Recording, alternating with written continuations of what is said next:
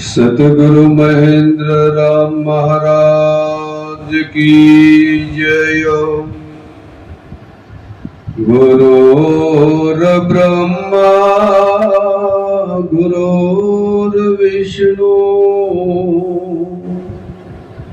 गुरुर्देवो महेश्वरम् गुरुर्साक्षात् परब्रह्म तस्मै श्री गुरवे नमः। तस्मै श्री गुरवे नमः। આજે મનુષ્ય જીવનનો જે લાવો છે એ લાવો આપણે મેળવવાનો છે। મનુષ્ય જીવન મળવું એ દુર્લભની બાબત છે।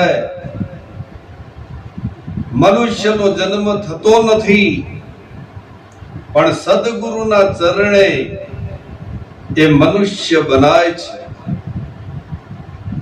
मानुष तन अनमोल है, मिट्टी में ना रोल, अब तो मिला है, अब ना मिलेगा कभी नहीं, कभी नहीं, कभी नहीं। आ एक ज वार मनुष्यનું ટાણું મળે છે, વારંવાર મળવાનું નથી।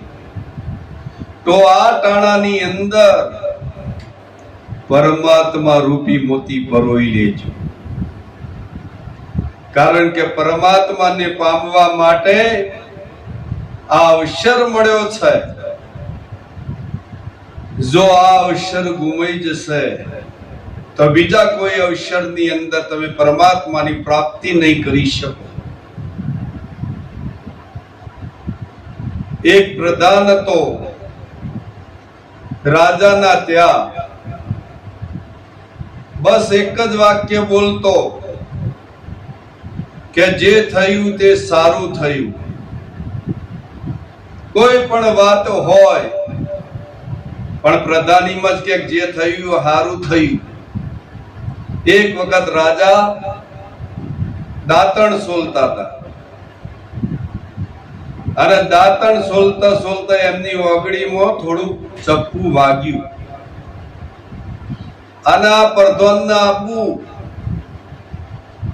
પ્રધાન કે જે થયું તે સારું થયું। રાજાનો દિમાગ જો કે મારી ઓગળીમાં લોહી આવ્યું છે, મને વાગ્યું છે, હજી તું એમ કીધું કે જે થયું તે સારું થયું। સાહેબ રાજાએ સિપાહીઓ બોલાવી કે આ પ્રધાનને જેલમાં પૂરી દો। સાહેબ જેલમાં પૂરી દીધા અને રાજા થોડા સમય પછી શિકાર કરવા માટે જંગલમાં જાય છે અને બહુ દૂર જંગલમાં જાય છે। તો પછી ભીલોનું ટોળું આવે છે, રાજાને કેદ કરી લે છે, કારણ કે ભીલને માતાજીની બલિ ચડાવવાની હતી અને એ વખત આ રાજાને કેદ કરી એમના સરદારના આગળ રાજા લઈ ગયા કે એમને જોઈ લ્યો કે વાગેલું ના હોવું જુઓ। સાહેબ રાજાની ઓગળી ઉપર વાગ્યું હતું કે હવે ઓગળી વાગ્યું છે એટલે સરદાર કે આ બલિ ચઢ જ નહીં। તારે રાજાને પ્રધાનના શબ્દો યાદ આયા કે જે થાય છે એ બધું હારા માટે જ થાય છે। સાહેબ રાજા કેદમાંથી છૂટીને દોડતો દોડતો રાજ દરબારમાં જાય છે, સિપાહીઓને કહે છે કે આપણા પ્રધાનને બહાર કાઢો। સાહેબ પ્રધાન બહાર આવ્યો અને રાજાએ કીધું કે તું જે કહેતો તો એ વાત સાચી છે, કે તું એમ કહેતો તો કે જે થયું તે સારા માટે। આજે જો મારી ઓગળી વાજી ના હોત ને તો આ બચુડું જુદું થઈ જોત, પણ મને એ કે તને જેલમાં પૂર્યો એ શું સારું કર્યું? તારે રાજાએ પ્રધાને કીધું કે જો હું જેલમાં ના હોય તો હું પણ તમારી અંગાથી શિકાર કરવા માટે આવ્યો જ હોત। તમારો મારો ઘોડો દોડતો હતો, તમાર તો ઓગળી વાગ્યું હતું એટલે તમે તો બચી જોત, પણ હું તો હાજો હતો એટલે જેલમાં હતો એ હારું થયું, નકર ઈ આવ્યો તો મારું બચુડું પણ જુદું થઈ જાય.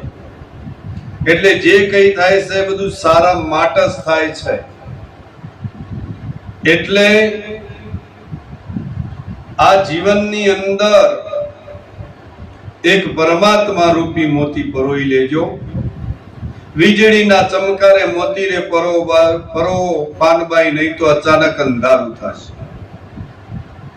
એટલે આ વીજળીનો ચમકાર જેવું ટાણું મળ્યું છે, તો સદગુરુની શાન લઈ અને તમારા સ્વરૂપનું મોતી પરોઈ લેજો, નહીં તો અચાનક અંધારું. એટલે આ કાયાની કોઈ ગેરંટી નથી. આટલું બોલી મારી વાણીને વિરામ આલું છું. બોલો સદગુરુ ભગવાન કી જય.